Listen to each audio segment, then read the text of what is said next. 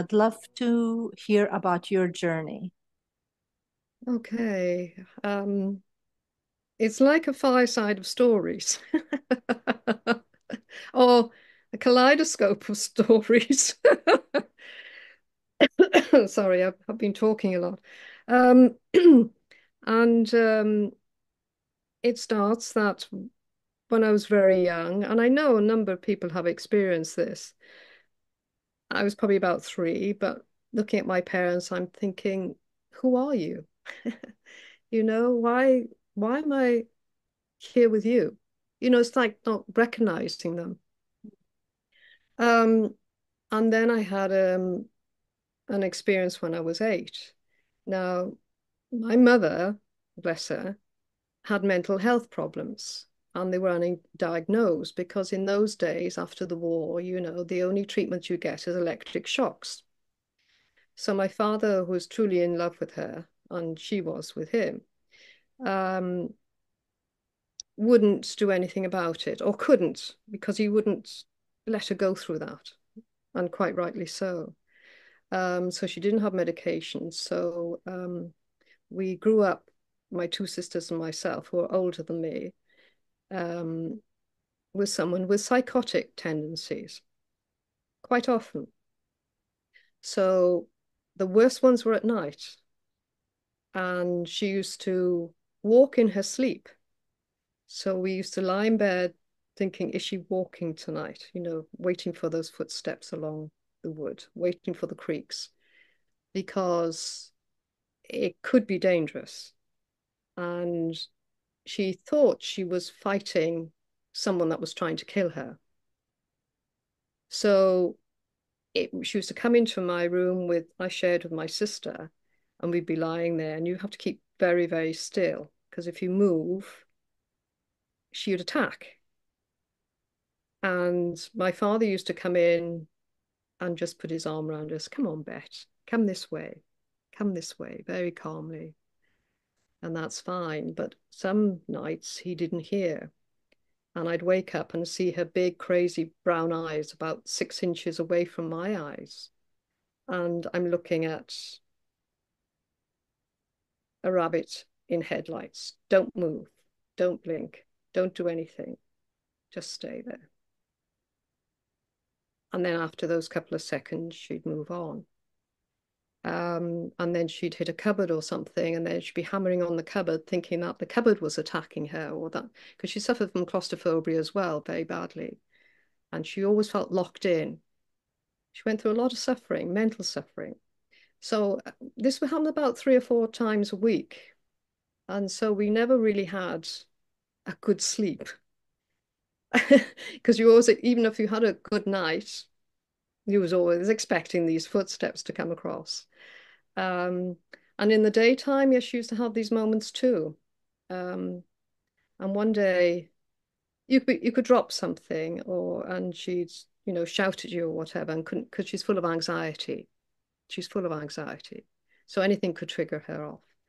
And one day I tore my trousers. I'd fallen off my bike. I was 8 years of age.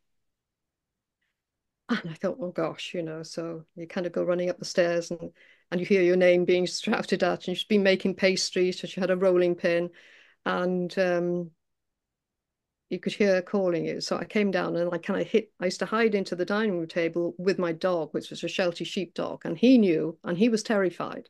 So the two of us would hide underneath the dining room table and watch her legs calling my name passes, and my dog be shaking. And as soon as she's kind of gone the other way, um, we both ran out to the kitchen. It was a small house, semi, but it had a lean-to, so we went to the kitchen and went to the lean-to and into the garden. Normally, I would hide with my dog under the bushes and we'd shiver together.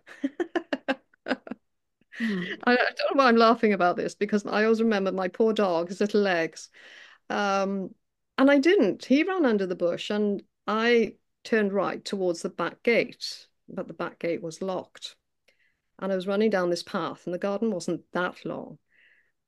And something happened and I had a kind of sensation going through my body like a tingling. And I stopped and I turned round And I could see my mother coming with the rolling pin, charging at me, and everything went like in slow motion. So it was almost like I'm in the eye of a hurricane. I can see both worlds. I'm going to be hit at any time, but I'm in this lovely space.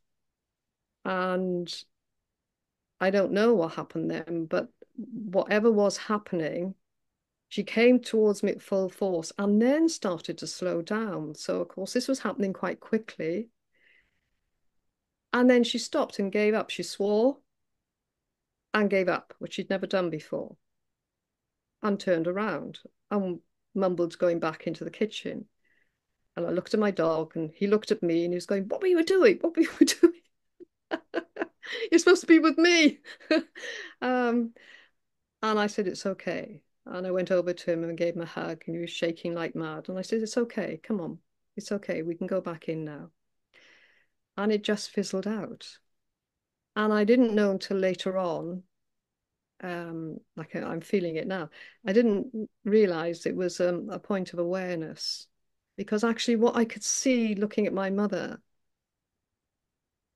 like two different versions of her, the love and the compassion inside, and that she was sick and she didn't want to be and didn't need to be this person, but she was this person. So it's almost like seeing not duality, but it's like an awareness into her, knowing she has this in her, knowing she has this outer part that she's dancing the dance, I call it, playing this role that she's out of control of. So I realized that later on. And then that developed, kind of as soon as that happened, I could see and feel children I was playing with and saying things, when life just stops, and you're in this different place and it's calm, but it's different. And they'd look at me and go, "I think we should go skipping now, don't you?" Yeah. So that was developing throughout my life. And I could see people who were angry, nasty, whatever, they they were in fear. As a child, I could see this. And it developed more and more. And therefore, everybody I met, I could see the trouble they were in. Um, and so later on, we'll jump. Mm. We'll jump because it's like a load of stories. So we jump to I got married. Um, I did before I got married, actually. I tried to, there was a monk that was living in a terrace house opposite my mother's church, which was a beautiful church in my hometown in Wales. And I wanted to go. I wanted to go to this meditation class he was taking. So I started to go and I only went twice because then I thought, I really love this meditation, but I don't think I can do this. I was about 16 and, I was frightened that my mother would create because what she'd do is make a big episode of things, something create really dramatic. So if she found I was with a monk in a house doing meditation, it'd be called a cult. And then the poor old monk would be absolutely demonized, I think, just with like she would flatten him psychologically Mm. and talk about him around the town and things. And I thought, I can't have that. So I withdrew from it. And then, but I knew I had a connection to meditation. I loved it. And so anyway, I got married later on to a local boy in the next town. And we had two children. And he did well in education. And I was kind of bumbling along. I wasn't that clever person. In fact, I remember when I was 4, um, when I was in class, we had to read flashcards before we went out to play. But I hadn't been taught how to read and I didn't know about reading. And the teacher was getting very frustrated. And then she said, "Right, you stay in then, you stay in," which meant you can't have your milk when you go outside Mm. and you can't go out to play. And I thought, well, that's fine because I even then was looking at the positive side of life of, well, sometimes that milk was warm and wasn't so good. And the other thing is, I don't have to be with bullies. I like that. The glass half full. Yes. And so um, she then said to me, well, you can't help it. You can't read. Your brain's on the wrong side because you're left-handed Mm, and you'll never be able to read and never be able to write. And I said, okay, that's fine. That's the way I am, you know. And so it's a conditioning built in. I'm not going to write. I hate English. I really don't like it. I don't want to read. And but I read a book when I was about 15, and it was called The Dove. And I went, I've read a book. And it was about this boy who sailed around the world on his own at 16. And I was going, wow, can you imagine that? So it drew me in, you know. I can read. Of course, I could read through English and English at school, but I hated English. I hated reading out loud to people. And I fumble over my words thinking, oh, they know she can't read. mm. As you're reading. And so I married this guy. We had two children. We lived abroad quite a lot because it was with his job, which was quite hard on the children, really, changing schools all the time. Um, but we had a good life, and then eventually we came back and we were married like 24 years. Um, but he was going through difficult times, and we didn't know that he was wanting to change his path in life and didn't want to be with the family anymore, but wanted to be with someone else. So that's what he did. And the children were, it was pretty hard for them because we were like a solid family, we Mm, thought. You mm, tend to think you are. And although I went through grief, I knew that something positive was going to happen, which was very strange. And I was making sure the children were safe, and you know they were doing their GCSEs and A levels, which are major exams. Um, but they got through and they did well, and it was down to them, you know, and their strength, what it brought out in them. Um, and then, oh gosh, I decided to um, join this meditation class, which was brilliant. There was about 8, 10 of us.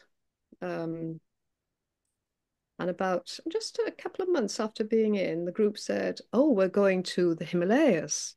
We're going to take Tibetan clothes and crayons and gifts to the Tibetan children because they're coming over, escaping from Tibet because of the invasion of China. And the families were settling in, and India gave them the opportunity to settle in, you know, in India and around the Himalayas. Oh my God. And I'm thinking, I would so love to do that. I would so love to do that. I said, I've got 3 jobs. I'm working 70, 80 hours a week to help us survive. And even finding a job, I had very, very difficult time because I didn't have any qualifications. And when you're left with no income and you've got 2 children, you've got to find something quick. And I even went to a well-known supermarket and they turned me down. And I thought, if supermarket's going to turn me down, how am I going to find a job? But I did, and I worked as a carer. I was a reflexologist. I had trained as a reflexologist and worked two nights in a clinic. But then by the time you pay the clinic for rent, sometimes people don't turn up, sometimes they do. And we were busy, but you couldn't rely on that. And it was very little money by the time, you know, you paid people. Um, so I worked as a carer and I worked in reflexology. And then I discovered district nursing who used to come to the patients. And I thought, I think I need to try and do something about this because I really want to work with dying people. And so I had to do in-house training because I couldn't afford to go to university. It would have been 7,000, a lot of money, and I had nothing. And what you know, you can't really study when you're doing 70, 80 hours a week anyway. So I'd work part-time for the district team in palliative care, work in caring, and also as reflexologist. And I absolutely found my love in district nursing. So I did the in-house training, and I'm kind of jumping a bit now. So in between, somehow I was managing to do these meditation classes once a week. And I said, there's no way I could afford it. I'm terribly sorry. I'd love to. Maybe next time if you go, next year. And they just left it.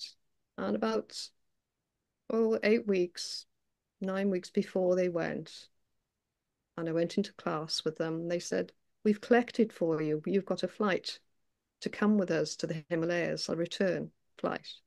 I went, what? And I didn't know these people really well. Um, and then I said, your thoughts are, oh, I'd love to do this. And then you think, no, I can't afford to pay them back, this, that, and the other. And they didn't want anything back. It was a gift. And I knew it was drawing me, as I thought, I'm going to have to go. I am going to have to go. And that was my start of my journey then, my spiritual journey. Meeting Tibetan masters. Everywhere I went, I was meeting monks, and the group was saying, why are monks coming to you? Why is this happening? Why is that happening? And I said, I don't know. Even we stayed in a YMCA, and all the group were placed in the bottom level for the bedrooms, but I had to go upper level where all the monks were staying. So wherever I went, I was being introduced to Tibetan lamas. And this had been a prediction by a fortune teller when I was in my early 30s. And she said, I keep telling my spirits, I'm going to tell her. It's a bit like Whoopi Goldberg, I am going to tell her. Just shush.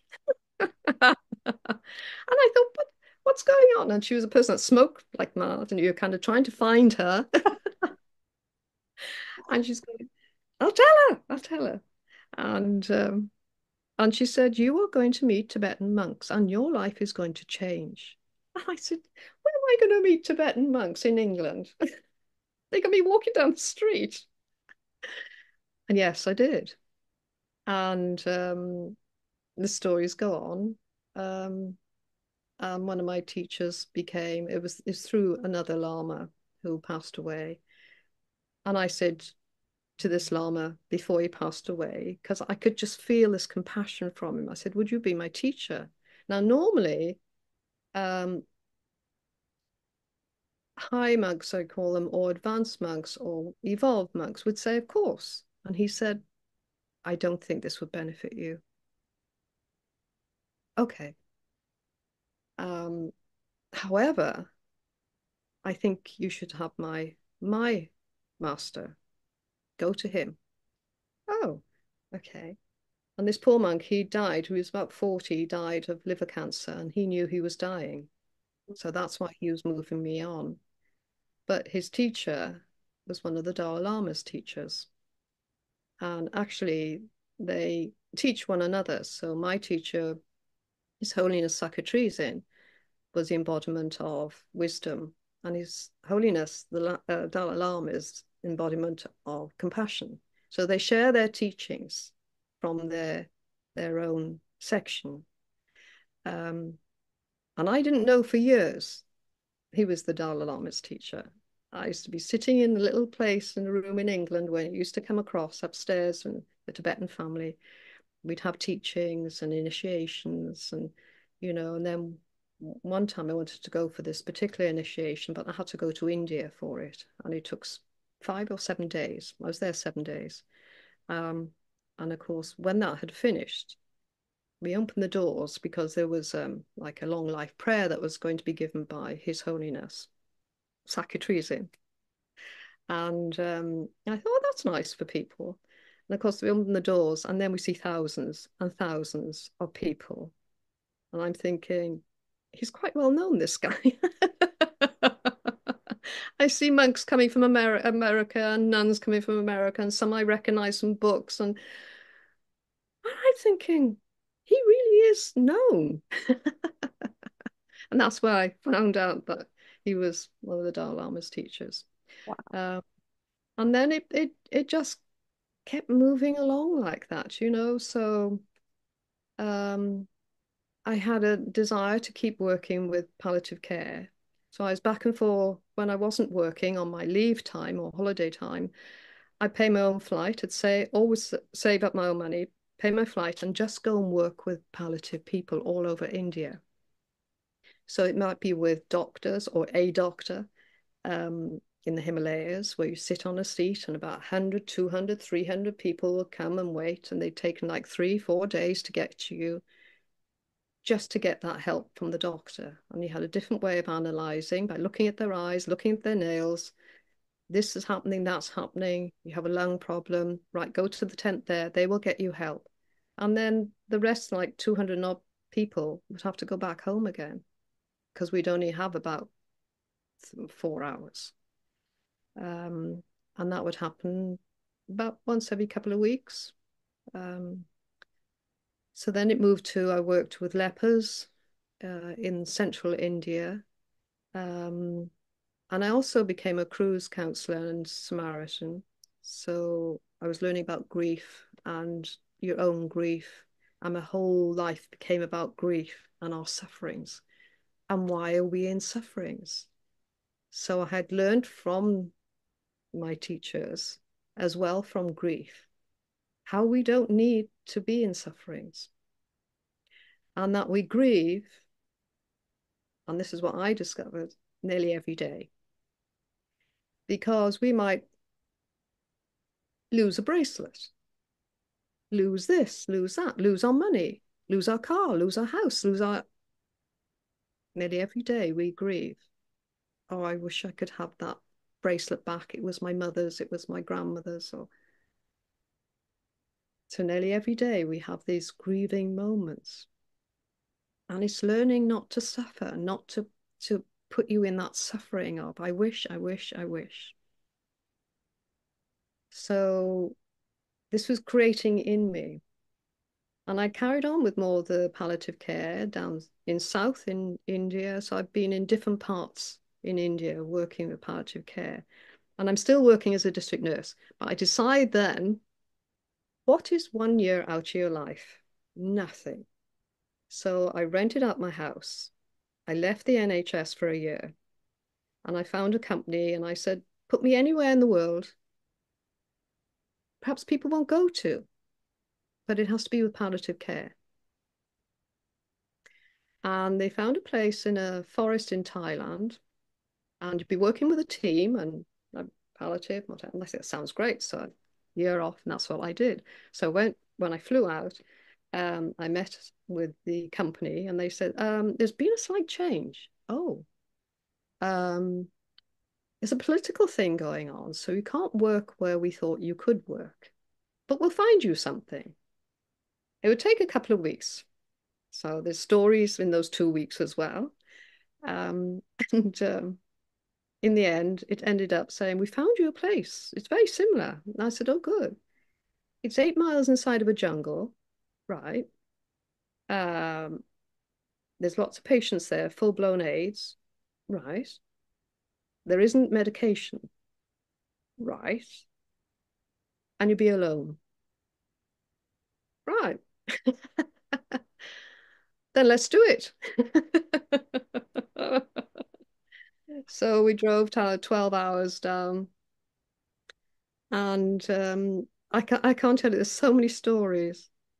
Um, and I am truly grateful for what I've been given, truly, truly grateful, because it's all about learning about acceptance. It's all about learning about sufferings. And these poor patients were street people, and they had no money. So I couldn't speak Thai. I only knew a little bit, the odd word. But they couldn't go to hospitals and be treated, for long periods of time or anything. They visited them maybe once before. And so they were all terminally ill, and that's children as well. There was 27 when I first started. So a number of them were mobile, but they can go down very quickly. You just see some change in the face. You'll know it. And you think, we've got 6 weeks. And the children were lovely, from the age of 2 to about 10. But they were street people, so they were tough. They were ex-drug addicts. They were, or had been prostitutes. They had been thieves. One had murdered 12 people. They were tough because they had to live a tough life. And some of the things I saw weren't pleasant. But what you've got to learn is like where they've come from, who they are, and what they've had to do. If you had no money, would you steal for your children? So it was bringing questions, and I was there to support them while they were dying. And that's what I did, and not have a judgment on them. I try and help them if I saw something terrible happening that, well, let's try this way rather than that way. But you had to be very careful how you spoke to them because they had a certain way of living. And sometimes it's kind of, right, we do this and wouldn't think because they're living in fear all the time. And it may not be the right thing to do. So I would sometimes try and encourage them to do something else. Very difficult when you don't know the language, but you can actually speak to people. You can get that communication. And so it was a real privilege. It was dangerous. We had a full-on typhoon that was very, very full-on. It was very dangerous. It hit the jungle, and we thought we'd basically had it because all the trees had come down. I lost one patient through a heart attack from it because a typhoon is horrendous to go through. It's like an earthquake and hurricane together. And the trees had come down. They're 8 miles inside of a jungle, so nobody could get food to us. We had a caretaker that used to come. I should have said this in the beginning. We had a caretaker come. It came about 2 hours a day to visit to make sure, well, we're still alive, or who's died, or you know, do we need to get a truck to get a body to be taken to the monastery, which is 8 kilometers away. And then they incinerate the body and they put them in a sack and they go into huge, huge, huge piles because nobody would claim them because they had AIDS or TB.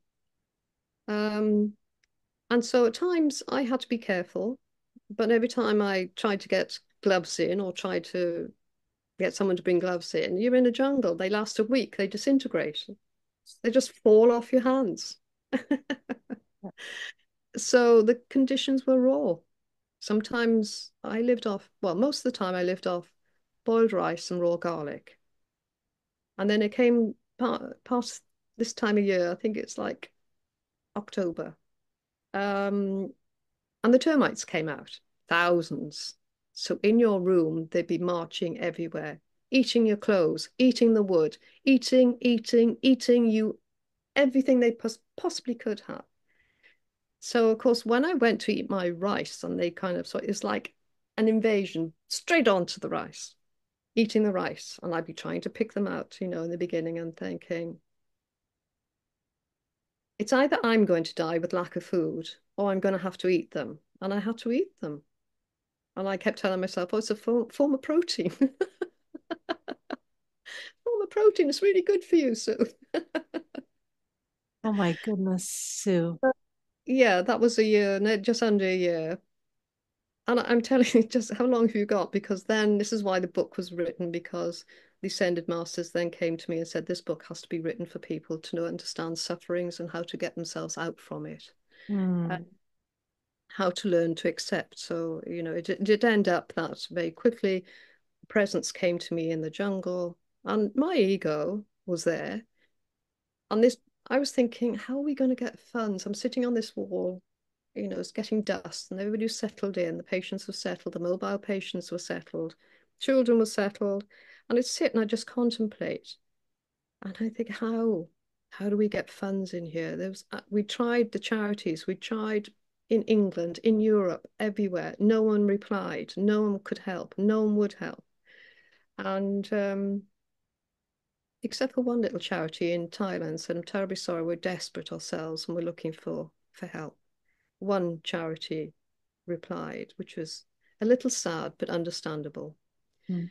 And so I think, how can we? Sometimes we don't have any food. We have one pillow that's been used for 15 years and never been washed, and that's only for a person who is really terminal, dying within the next couple of days. And we have one blanket. And we had clothes that people had when they died, we kept their clothes, washed them so other people could recycle them. That's it. You know, rusty beds that were given by the hospitals, ripped mattresses, no sheets, no blankets, no nothing, no medication. And I used to get bars of soap from the monks. We were really grateful for the bars of soap because the animals used to eat the soap. So it's like you're fighting a battle every day. You're fighting a battle to Yes. survive. And even though you're with dying people, it's important they too. Um, and I was contemplating there, and all of a sudden this presence came in front of me. This is the only way I can describe. There's no words for this. So if you're sitting on a chair and you know someone's behind you, walking behind you, well, it was that in front of me. And I'm looking around and thinking, well, they talked about ghosts here because Thai people are very frightened of ghosts and said, don't whistle. If you whistle, you'll bring the ghost. And I thought, have I brought a ghost? Did I whistle? I don't think I whistled. It's just like, and I couldn't see anything. And all of a sudden, telepathically, it started talking to me. And then just said a few words and said, you are to be a nun. You are to help people. You are to help other monks and nuns to work with the dying. Right. Now you're thinking, it's been really humid. It's about 45 degrees. You can lose the plot a bit. I've been there like 4 or 5 months. You can, I can understand that, because I learned a little bit about psychology. I'm not a psychologist, but I've delved into it and realized what it was all about. And I'm thinking, I must be losing the plot. There must something, why would I hear that? And then a couple of years back, I wanted to be a Tibetan nun because I had this with meeting Tibetan teachers. And I just had this, I've either done this before or I really want to do it. But it never happened, funny enough. The blocks were put in. And I thought the ego got hold of me. I can't be a Tibetan nun. I can't be a Thai nun. I wanted to be a Tibetan nun. So ego was playing. Yeah. And I said, so who are you? And I got cross. And I can feel that sensation now. And it's just like, how rude is this? This is so rude. I don't hear anything. And I said, I can't do this. I'm in the jungle. 8 miles inside of a jungle now. I'm way down. How do I do this? Um, I'm looking after people that are dying. No answer. I said, who are you? Babaji. What? And my friend knew of Babaji. I knew of Babaji as the source. And we used to go to teachings on her path with masters in LA when they used to talk about the SRF, and they're teaching about Babaji and Yogananda. But I was of the Tibetan tradition, but I loved listening to all masters, whoever they were. And so I knew the name and I thought, Babaji. And then I started to feel really guilty, thinking, oh my gosh, is this real or is it the mind playing? And I wanted to know more, but I heard no more. That was it. There was no more. And I walked away, and then my mind was starting to change, funny enough. I think it could be possible. Wow, can you imagine? If I could get more monks and nuns, all those monks and nuns in Thailand, if I could get them to work with the dying, we'd have all support here. And the patients would think that they were worth something because they wouldn't think they would have that value of a monk and nun to kind of look after them or even greet them or anything else. Their self-worth was really low. And for the monks and nuns who have their own fears, this would be great teachings. Be with the dying. acknowledge it, accept it. It's going to happen to you. And so I started to get excited.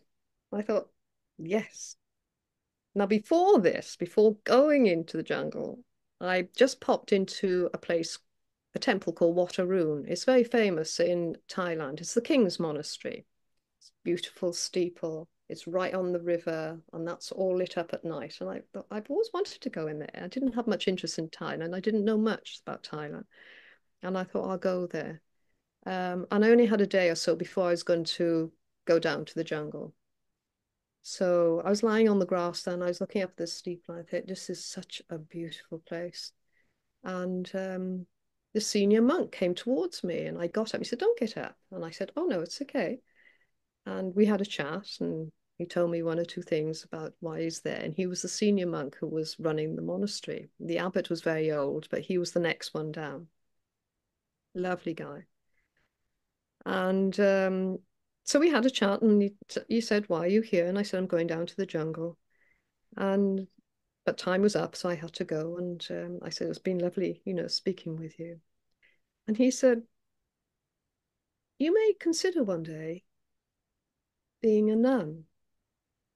And I thought, well, as a Tibetan nun, yes. But so, of course, in the jungle, I know where I need to go. I need to go to Wat Arun. I need to speak to the senior monk. And so I did. And I said, do you remember me? Do you remember what you said to me? He said, yes, I do. I said, okay, so I want to take robes now, please. Would that be allowed here? Because it's a monastery, not a nunnery. Mm. So he said, yes, I give you permission, but I have to ask the king first because nuns can't go wandering around the streets and into jungles on their own. They're to be in nunneries. You can train here, but you have to go into a nunnery. So he asked the king, and the king gave me the special permission to do this. And so they trained me in Wat Arun. And then I was escorted by a carer. I had rules to follow. So the king said I had to have a carer to follow me to make sure going down into the jungle, I slept on the floor. I had one meal a day, you know. But of course, when I got to the jungle, the carer said, I'm not coming here. I'm not staying here. I'm sorry. No one got me here. And doctors won't stay there. No one will stay there because it's too dangerous. Um, and that was it really.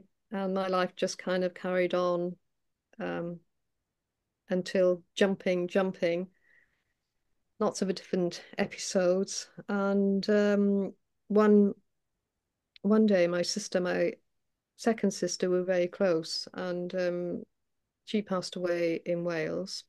And there's a story behind that. But she passed away in Wales, and I got to support him with palliative care and everything in the end. I said, get the team in, because I was in England, so it was hard for me to go back and forth because I was still working. Um, and so she passed away. And we used to have these spiritual talks. She didn't quite get the present time. She didn't understand the present time, but she was always trying to work with it. In the last 2 weeks before she died, she understood. And she said, I understand now. So I understand now. I've got it. And she was telling everybody about the now, but people don't understand the now. She's trying, what the now is so important. Mm. And so she passed away. And then 18 months later, I'm woken up in the night. Now, I'm not psychic, I believe. I believe we're all psychic, but I didn't think I had that opening. Yeah. And she kept calling my name, Sue, Sue. And it was happy, but she kept calling my name. And this happened 2 or 3 times a week for about 6 weeks. And I thought, I've got to get some help, because she's not hearing me. I go, are you okay? Are you safe? Are you happy? She couldn't hear. And it was the same thing, kept waking me up. So I spoke to a medium. I thought it was a medium, and this person said they wanted me to go on a course, and then that might open me up. And I have said I haven't got time to go on the course. I haven't got the money to go on a course. And all of a sudden, I saw on my computer, because I haven't got a television, so I saw on my computer there was on my laptop they're ascended masters. And I thought, now listening on the podcasts, they would know. Mm. They And then I found Michelle Carpenter and the Council of Eight. And I said, can I make an appointment? Oh, of course. So I made an appointment and I thought, I have to find out how do I cope with my sister and how do I help her? So we started, and the council came in, the Ascended Masters came in and said, welcome, Sue. And I said, welcome, welcome. And they said, we've been waiting for you. Oh, have you? And I thought, oh, they know the answer, my sister Jan. And I said, it's about my sister Jan. And they said, yes, she's perfectly fine. And they told me where she was in a station. She was going to be reincarnated and all these different things. But they were saying that because she's on a different level to you, that she couldn't hear you. But she's very happy and passed me the message on. However, they had a plan for me. So they were drawing me in via my sister. Oh, right. Clever. And so they said, we need you to go to the rocks. Now, I'm from Wales. There's lots of rocks. And they said, the rocks in Scotland. I went, Scotland? And I was based in England then. So this is the top of the UK. And I'm thinking there's like Wales, there's lots of rocks in Wales as there are in Scotland. And they said yes. And I said, how would I find these rocks? They've got to be special rocks. And they said, yes, you go to Edinburgh, and in the night, spirit will join you, and you will be shown where to go. Oh, so I'm thinking, well, if I'm going to have to pay this money out, which was a bit of a struggle, but I found enough to go on a little tiny tour bus, and it was just going to castles and places like this and different islands, and I thought, oh, it'd be interesting. So yes, I had this experience in the night, and I knew spirit was with me, and we ended up going to this island, and it was a beautiful island on the inner Hebrides. And there were I didn't know this until I read up on it. There were 64 kings that had been buried on this tiny island, facing the same direction. Now I'm thinking there's something good must be going on here. And there's an abbey there, the ruins of a nunnery, and the abbey had been rebuilt. And there was a monk that had been there in the year 500, and he was known as a saint. Oh, so I'm walking along this island now, and I only have a short time because there's the last boat that be leaving with the group. And anyway, he performed miracles, and I thought, oh. So I went into the abbey and I did some meditation, and it was very quiet there. Very beautiful island, surrounded by this clear, clear water. And all of a sudden, I went down with this terrible backache, which you get from nursing. Every nurse has back problems, and I was excruciating pain. I thought, I can't move to get to the boat. What do I do? And you know how you kind of push yourself. And I could see that there was stone feet from this monk, a statue had been of stone feet. There was nothing left from the top, from the feet up. It was like a modern design of wiring to make its body, but the stone feet were still there. Because that's a long time ago. There are some crosses there as well, stone crosses huge outside the abbey that have still kept and haven't moved. And so I just kind of scrambled over there, and I just put my hands on his feet, and I said, you are supposed to perform miracles. Can you just help me with my back, please? Because I don't know how I'm going to get from the top of this island to the boat. And it was the last boat. So I got up, and the back was still giving me a lot of problems. And I thought, I have to make it down. I have to get to that boat. So I'm walking along through the chapel, and I see the big, heavy wooden doors. And I'm negotiating in my mind, how am I going to pull this, And then I kind of prise it open very gently, not to damage myself anymore, because I'm really bent over now. And I look at the step and I'm negotiating the step. And then as I step down, I close the doors behind me. And as I turn round, I stand up upright and the backache has gone. Gone. I said, oh my God, it's worked.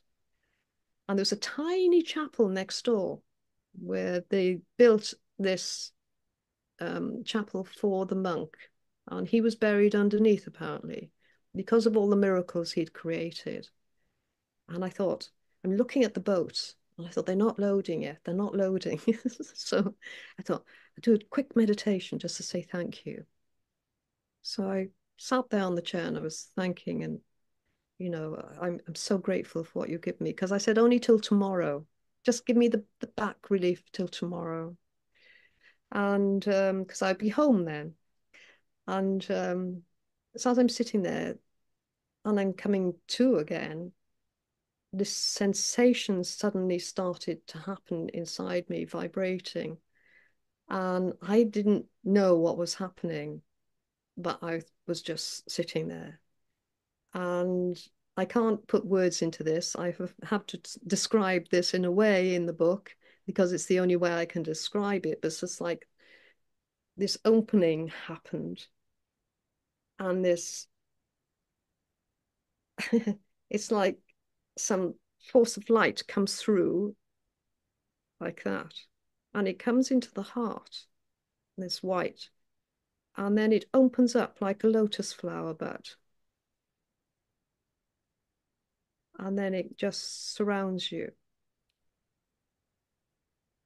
And what that did was then gave me the vision of seeing with different eyes, as I call it.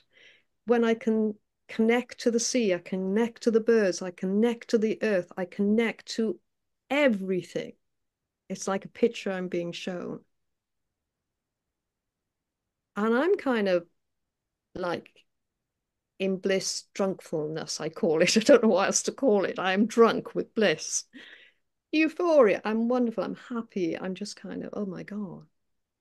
Um, and then I go out of the little chapel and I can hardly stand, I'm like a drunk person, I'm kind of like this. And I can see the boat, they're starting to load the boat. And I'm thinking, and there's people waiting that didn't have a ticket. I think, I have to get there, I have to get there. But my legs wouldn't work. They stopped working.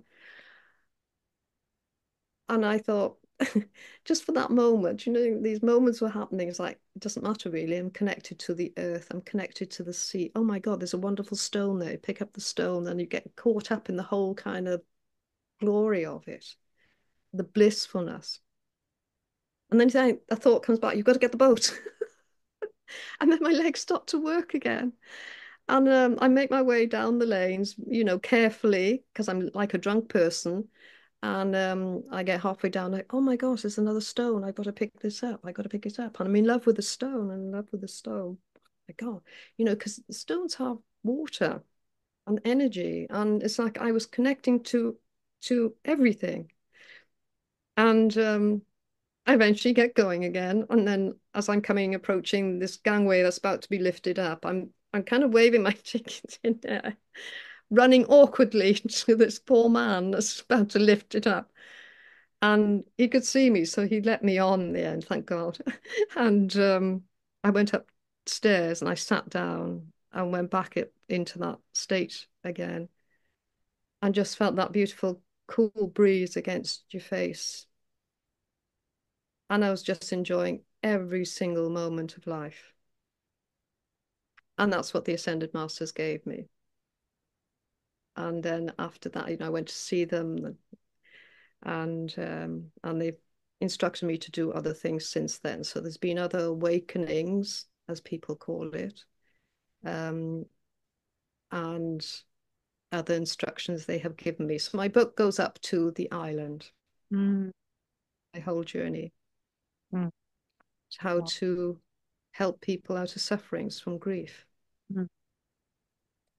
So grief is necessary, but suffering isn't. There are sufferings that we are attached to. Mm. So when we lose something, we're attached to it. Mm. So the thing is, like, it's meditation, and it's meditation permanently. Meditation is great, but you're really aiming for to be in a meditative state all the time. Mm. And that is in the now or in the present time. But what I learned from this book, because certain things have put me into fear, like hanging off the edge of a cliff. I won't describe it, but that's what happened. And I developed what is called the pause. And in that moment of pause, you can be in the moment of in the present time. You can be in the acceptance. Because if I'm going to die, I'm going to die, and I might as well die happy. Not in trauma, not in fear.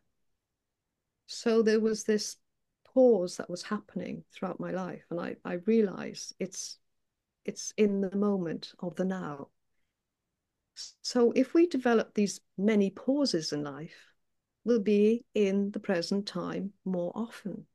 And then eventually in the now, in the present time. I'm not Eckhart Tolle. This is just something I learned.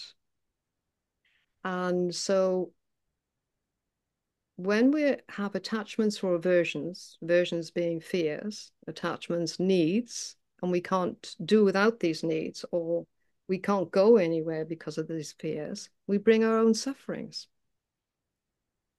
So it's learning to accept and let go. You have to go through grief. It's a very, very valuable part of life Okay. to recognize your sufferings. Unlike when someone dies, you miss them, you go through grief, but it's learning to accept and move on, because there's always a new path for you.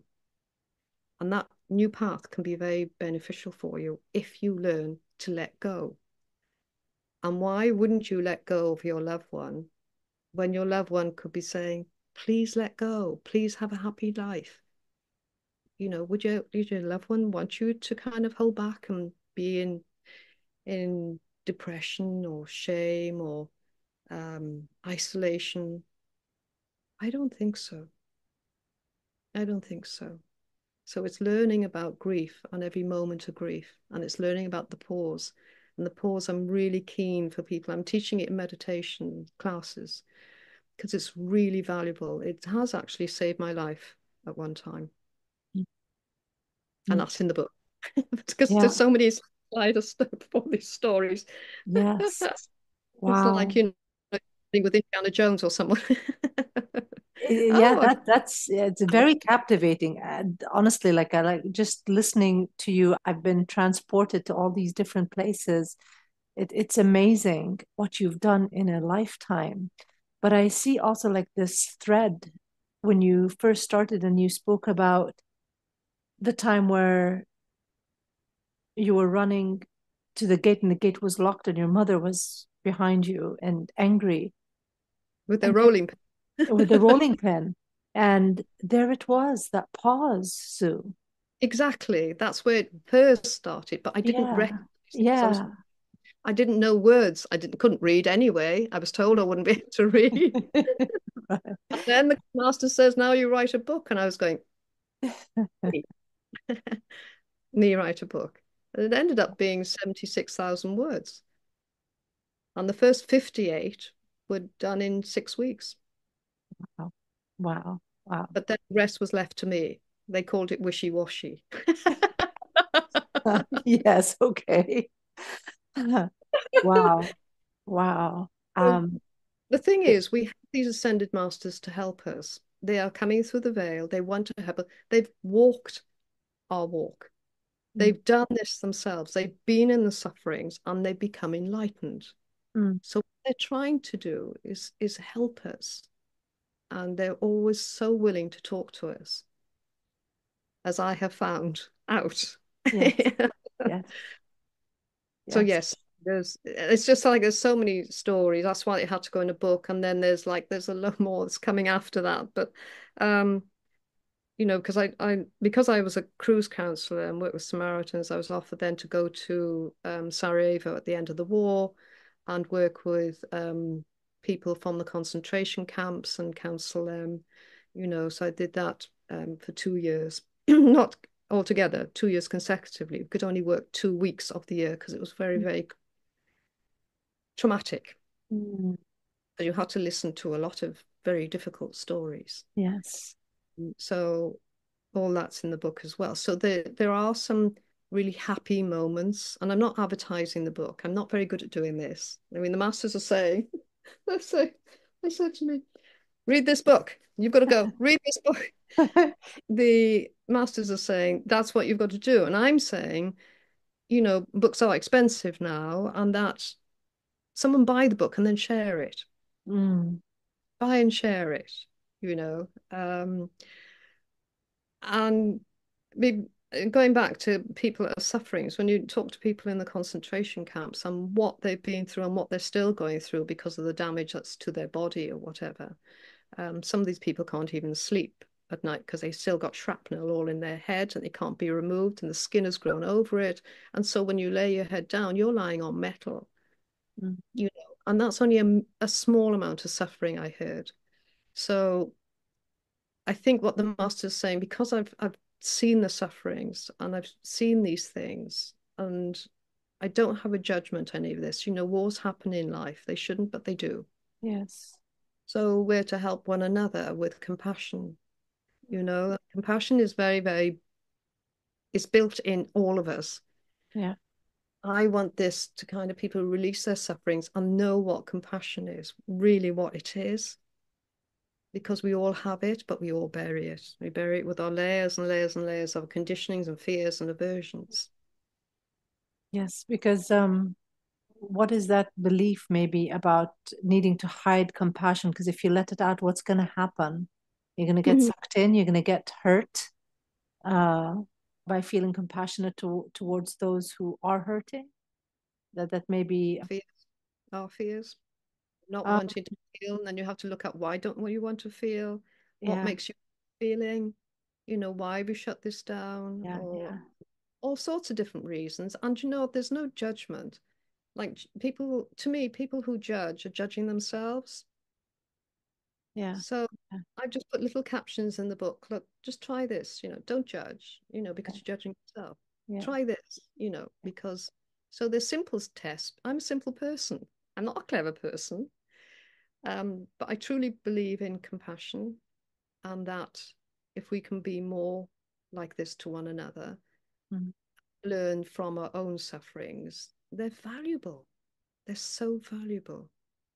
Because what do we want? We want freedom. What is enlightenment? It means being free. mm, mm. So it's tricky being human, especially when you don't understand the journey and the purpose of it. Mm.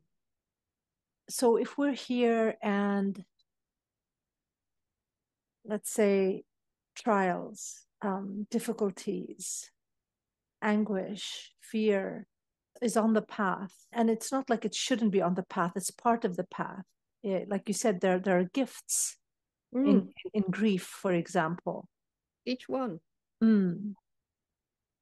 It's tricky, I think, to navigate it. There's so many questions in my mind because you've been through so much. So when you were talking about your childhood, I wanted to ask, well, because of that childhood, of like even when you described not being able to sleep well, because and just that your mother's brown eyes inches above your own, and you had to be so still, like a deer in headlights.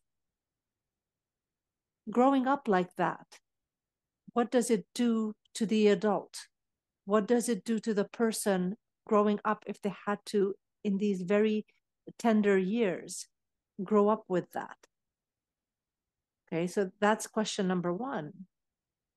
And then you go through the just difficulties of life, of marriage, of children, and then the husband that has decided to move on and do something else.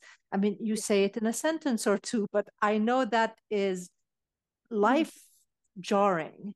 Oh, yes. Yeah, yeah, to go through that and then to come out the other side with But now, how do I support myself and my children? Now, how do we survive? With also the belief that was instilled in you that you'll never learn to read, you'll never, you'll always be this simple person. Um, I had a lot of rejections with work wherever I went, you yeah, know. yeah, And I thought supermarket, well, at least I can work in a supermarket. yes, yes, and And they you said, no, it's you'd be better only off in another job. And I think, if you only knew what was happening. yes, yes, and then to work so many hours and still be a mother to your children, and then to even find the pockets of time to do things that don't pay the bills, which is like meditate, right? Like they're not Correct, yeah. directly That was the only correlated. hour off. Yes. And then to accept the gift of Mm, travel, and mm. then to put yourself in situations where people wouldn't normally put themselves in.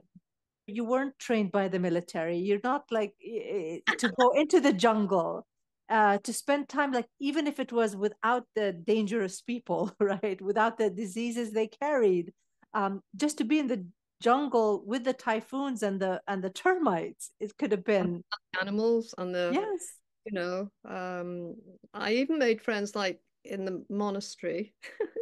I was put in this storeroom. It was an old storeroom that they made for me to train, and it had barred windows and things, so the local people couldn't see inside the opaque windows. But opposite, there was a little path. I had to step down, a little path, and then my little box to the side on the opposite. That was my shower room and hole in the ground. I was going to say toilet, but hole in the ground.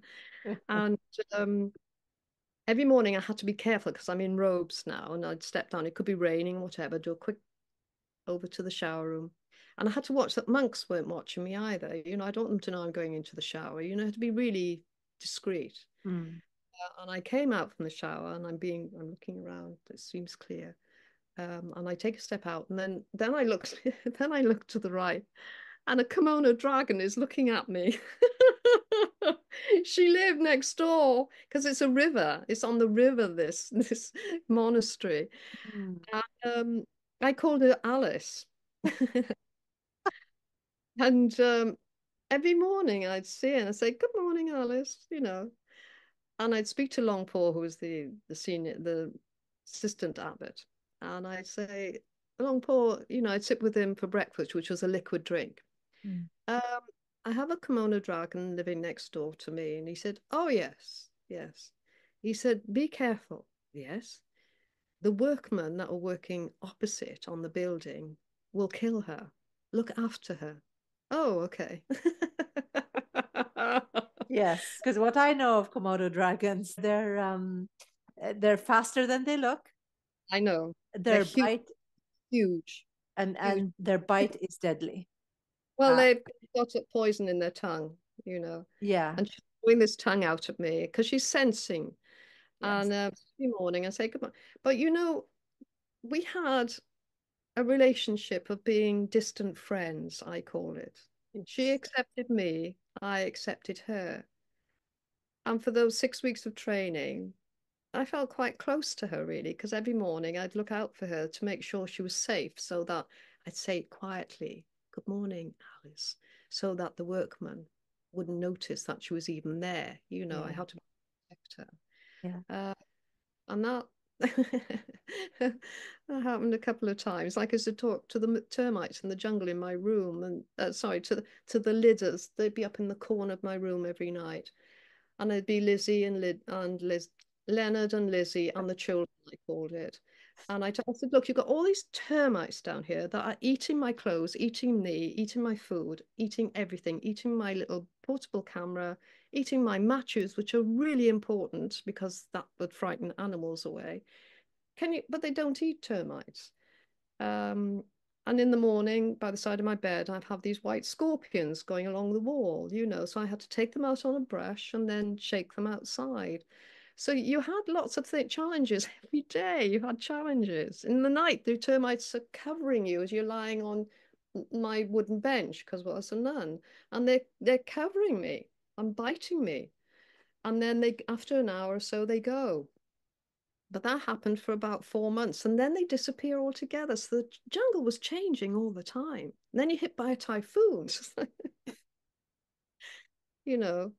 Um, What made you endure all that? the first awakening when I was 8, Mm, because you have this vision of who we are, this compassionate being, and this is why we're here. We're here on this earth to learn from our sufferings. I am told that there's been an agreement before we even come here. We want to improve our lives. We want to improve who we are, even if we go as a soul going to wherever we go in the universe. There's some kind of agreement that goes on and say, well, actually, I don't want to be this level. I want to be in a different place, or I want to learn more. Hence why the masters came down and they learned through their sufferings and they became enlightened and they are helping us. The cycle is going on. Um, and I knew inside that I was here to do something very different to what my family were doing. mm, I knew that. But it's a knowing. But then it's having that first awakening of, I thought all children could be in this space, you know. And then I quickly found out, no, they didn't. And then I found out that not many adults did. So I became very introvert then because I have this kind of knowledge of someone might be talking to me, but what I'm listening to is different to what they are inside. So yes, it's having an insight. And the insight comes from meditation, as you know. yes. And the insights give you more wisdom, Mm, you mm, know, so you're working with consciousness. mm, Instead of being with the mind all the time, you're working with consciousness. So you need the mind, though. You need to function in this world. You yeah, need ego. You need to function. mm, But it's not being attached to ego. mm. So I look at it like traveling, ego's traveling alongside. So, oh yeah, that's ego. Yeah, I can use you today. Yes, yes, Very exactly. useful. It becomes useful instead of kind of, oh, it's ego. Exactly. You might be sitting there with no makeup on or little makeup on. I'm sitting here with makeup on. Mm, It doesn't make a difference. yes, None had the hair shaved off with a raw blade, no applicator, just this raw blade coming off. And they take your eyebrows as well. And you just become this person because they're all robes, they're all cloaks, yeah. act within the cloaks. But who we are inside is very different. Mm, mm, I call it dancing the dance, which Ram Dass used to say in the 70s. Dance the dance of who the role you are playing. And yeah, I understood everything he was saying. I thought, I really understand this guy, what he's saying. yes, yes, And it is, this is what we're doing. yes, We get caught up with the mind and the self, and we yes, want more money, more this. If you become rich or if you're poor, you're still going to suffer. If you're rich, yes, you get very lonely because you can't trust anyone. There's lots of things. I used to work as a reflexologist in a famous hotel at one time when working with a clinic. And I hear what rich people are going through. yeah, They're no different to us. yes. They might have money and that helps, but they're still in sufferings.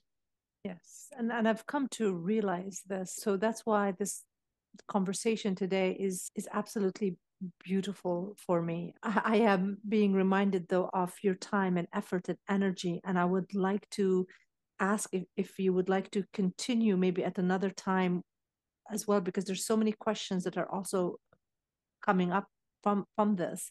And I'd Um, like to know more about you too. Absolutely, because one of the things that I've been thinking in my mind for years as well, and had discussions about this as well, is suffering necessary?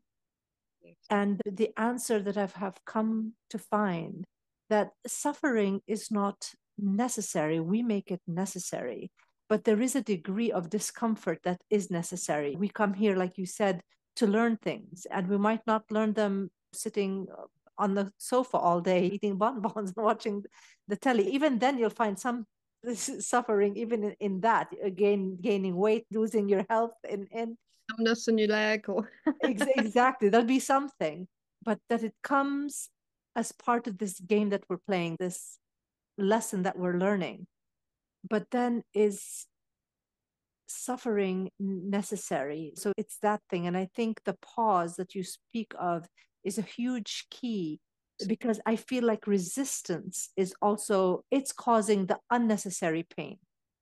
So discomfort is necessary because it gets us up and moving, but then uh,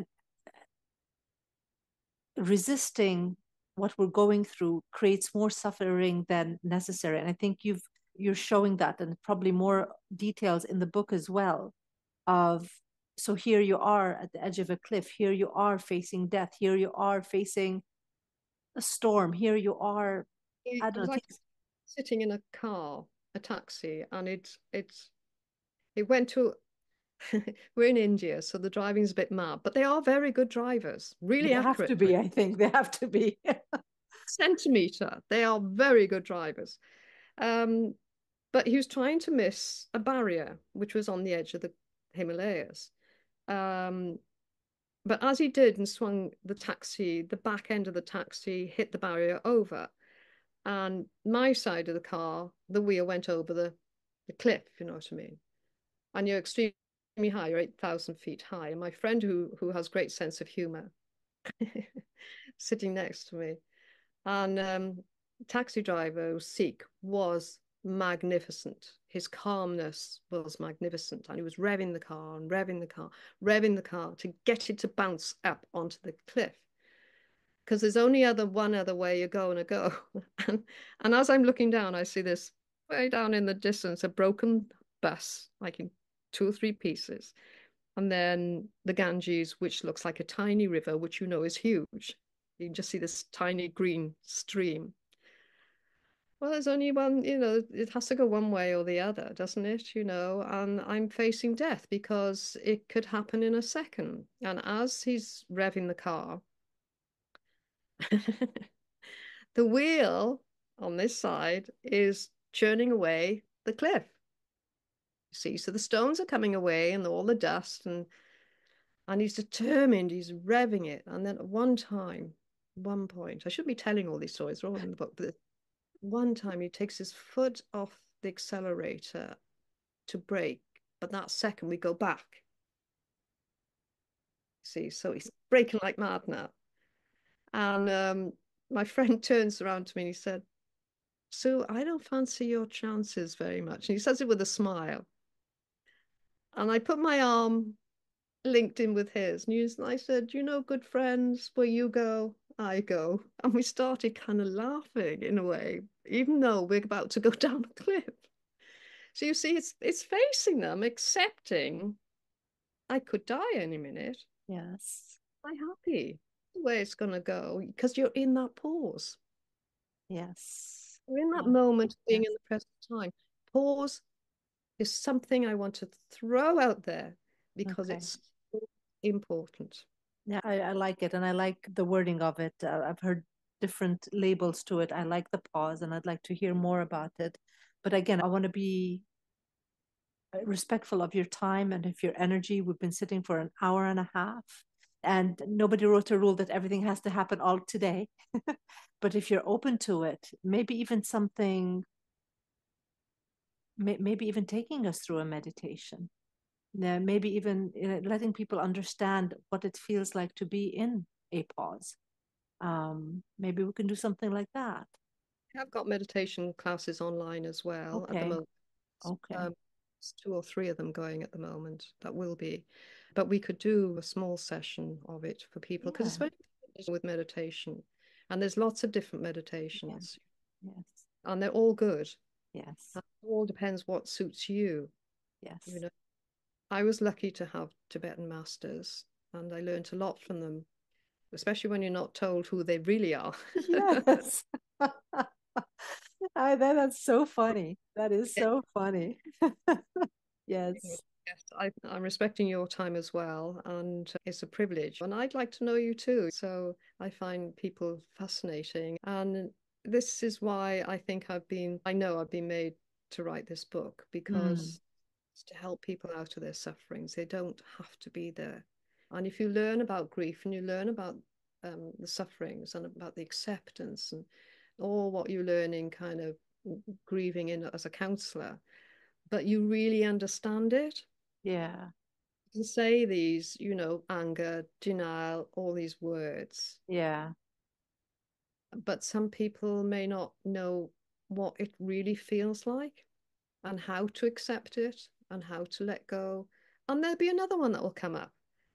Our life is not going to stop, a roller coaster. There'll be more and more and more. Yes. Yes. And and that's okay because we're there to learn. Yeah. Yeah. And hopefully we get better each time. And I feel like these things are put in front of us in the right dosings, the right amounts, and we're not given more than what we can handle, even though we can feel like this is too much. As if, yeah, we can feel Yes. it's because the Yes. more you know, the more you're going to get. Yes. Um, That's okay. yeah, yeah. Again, there's like so much to talk about, but then we could be here for hours. This is absolutely lovely because I see a movement over the past, even if you're looking for the past decade, toward the spiritual stuff. Yes, People are even leaving religion to go into this like spiritual, esoteric stuff, but that it's also being used as escapism, just like we used maybe religion as escapism. Of right. trying to, we're still trying to run away from something by trying to reach to something that can help us out of whatever we're in. And so I like your understanding of how we're supposed to be humaning, why we've chosen to have this experience and escaping the lesson, escaping the gifts, because they're not disguised, but we see them as being disguised in pain, in fear. And we try to resist them and turn away from them, but they're coming towards us because we've asked for them. So it's, yeah, so as a human being, we don't understand why these things are happening to us when they're actually happening for us. Yes. So to understand, to have these keys, first of all, and it's all is rooted in awareness, Yeah. to have these keys of not just knowing, oh, this is actually a gift in disguise. Like people know things, but to actually know how to use these tools when you're being, when you're dangling off the edge of a cliff, when the first blow hits, the death of a child, the loss of, even if losing your keys, right? Your car got scratched. Uh, You have an accident or my car's gone, I can't afford a new one, the insurance won't pay for all this yes. roller coaster of things. Yes, yes, yes. And I also love the way you said that um we grieve daily. And it's true. I mean, we might not call it grief, but we do. Like even if somebody got their nails done and now it got scratched, it's like, "Oh my gosh, and I just got this done." This is a degree of grieving over it. Um Like you could cancel your appointment and say, but I took this hour out for her. And it's just like the ego playing, kind of yes. I do now. I cancel someone else. And the mind, it's all the mind. And it's knowing the difference. Yeah. Who you are. Are you the mind? I hope not. No. The mind is an interesting place to be, but it's not everything. Unuseful at times. Yes, very useful. Very useful. Oh my goodness. Okay. I need to kind of stop it Yeah, somewhere. Yeah, there's so much to say. This is lovely. And I'll leave it with this offer whenever you feel like chatting, thank you. whenever you feel like chatting, whenever there's something else to share with each other, perhaps with the world, a thought, an idea, what happened today, anything. Um, That's in I the book as well. I'm not advertising the book, but that's why, you don't have to buy it, you can share it. It's yes, just there to, for you to learn, as meditation is, as there's lots of meditations. There was one I'll tell you that next time. I'll tell you because I go on to another story, and I'm not going there because it's just like a will you kaleidoscope. remember? But will you remember? Don't want you to forget that story you're about to say. Someone said, I can't believe that you put that in the book and you've remembered everything. And I Mm, have good memory in that way. Now, it doesn't mean it's always going to be like that as you get yeah, older, yeah, but the moment I can recall things very vividly yes, yeah, and just go back into that. yes. And it will lead to my other story, another story. And literally, the pause I felt at one stage in the jungle, it saved my life. I really do believe in that. And that's why it was being confirmed, reconfirmed with me all the time. And I was trying to put a word to it. And I thought about it in the jungle. This is a pause moment. This is a pause. If I hadn't done that, I don't think I'd be here. Mm. Yes, yes, yes. I love it. I love it. So definitely we'll talk more. You've got my number. We'll stay in touch. We'll text whenever you're ready. I'll get my cup of cocoa. You get your cup of tea or whatever it is that you like. And we just sit and chat. The intention isn't to sell anything or create followers or whatever it is. That's too much. That's not where I play. But it's just to sit and have these Sharing of yes, these magical moments that bring these teachings, making them more solid, more earthed and here. that's what, you know, they Mm. are here to help us. And if anybody's in real dilemmas or something, go to them. They will be very honest, but they'll be honest with love. And they will support you and guide you if you're willing to listen and willing to go through the fears, because your ego go, oh no, I don't think I can do that. um, before you do that, just pause. Just pause. I love it. I love it. I don't know. Maybe that's the title of your next book. Just pause. Thank you so much for talking with me. Thank you, Sue, for your time, for even your lifetime and sharing it with me, with the world. Thank you for being on this planet at this time. I look forward to what the future brings. Do you know, in the book though, there's a lot of humor. It's not all doom and gloom. Okay. Crazy things, and I'm thinking, why is it 50? I'm coming up to 72. So I was 53 doing a lot of these journeys and thinking, why am I climbing up a rope ladder up this island? You know, it's like the Indiana Jones where there is no choice, you're gonna have to do this, you know. Mm, Got gale force winds that's blowing the rope ladder, and I'm thinking I'm 53. It's just like it's hanging on for dear life. My poor hands were raw by the time I got up there, yeah. and even worse when I knew how to come down that way. Oh my goodness. Really funny parts to it, you know, quite little bits. Even in the jungle, when people are dying, there are funny parts because life has humor. Yeah. It does have humor. And you know what?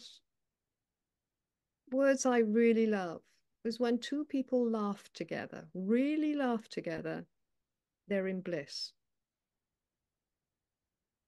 I believe that. I believe that. I look So, forward to maybe laughing with you. yes. We'll be, yes, and we'll be in bliss, creating those moments. Thank you so much. Thank you so much for Thank your you, time. Sue. This was amazing. Again, just in these few moments, I feel my vibration has shifted. Just to be in touch with you, to hear your voice, to be in your vibration. I Well, thank you. I thank we're loving one another. That is all. That is all. you. Thank you so Thank much. you. Much love. Till next time. Yeah. Yes. Till next Bless time. you. Thank you. And thank you for listening, who's ever's going to listen. Yes. Thank you.